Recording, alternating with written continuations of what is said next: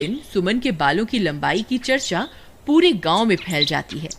सब लोग उसके बालों के बारे में बातें कर रहे होते हैं।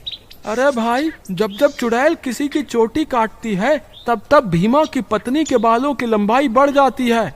मुझे तो लगता है भीमा की पत्नी ही चोटी काटने वाली चुड़ैल है। भीमा उन सारे गांव वालों की बातें सुन रहा होता है। उसे कुछ समझ नहीं आता कि वह अब क्या करे। फिर वह अपने दोस्त मोहन के पास मदद मांगने जाता है।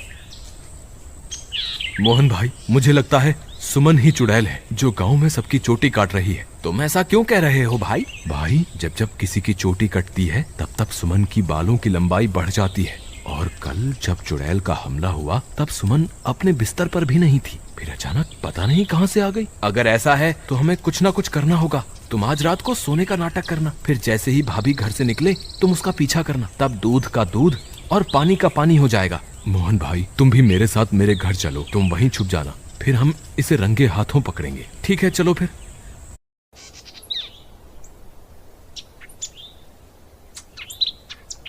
फिर वे दोनों भीमा के घर आ जाते हैं और मोहन अलमारी के पीछे छुप जाता है। रात होने पर भीमा सोने का नाटक करता है। तभी सुमन उठती है और घर से बाहर निकल जाती है।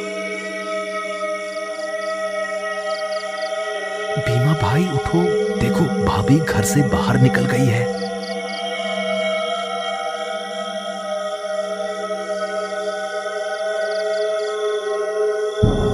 सुमन थोड़ी दूर जाते ही चुड़ैल में बदल जाती है और अपने शिकार की तलाश करने लगती है।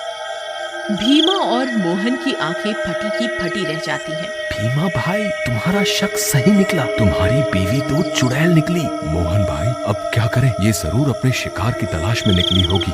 अगर हमने इसे नहीं रोका तो आज ये फिर से किसी की चोटी काट लेगी। लेकिन भीमा भाई, भाभी सबकी चोटियां क्यों काट रही है? मुझे क्या पता भाई, जब तू अपनी भाभी से मिलेगा तो पूछ लियो। चलो इसका पीछा करते हैं। थोड़ी दूर उसका पीछा करने पर चुड़ैल एक जगह पर रुक जाती है।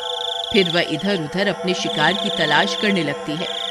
तभी चुड़ैल की नजर एक घर पर पड़ती है और वह उस घर में घुस जाती है।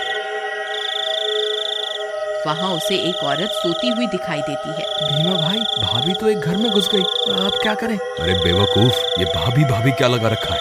इस वक्त वो तेरी भाभी नहीं है, वो एक चुड़ैल है। चलो हम भी इसके पीछे चलते हैं। अरे वाह, इसके बाल तो बहुत लंबे हैं, आज इसे ही अपना शिकार बनाऊंगी। तभी भीमा और मोहन वहां पहुंच जाते हैं। रुक जाओ भाभी, मैं आपको ऐसा नहीं करने दूंगा।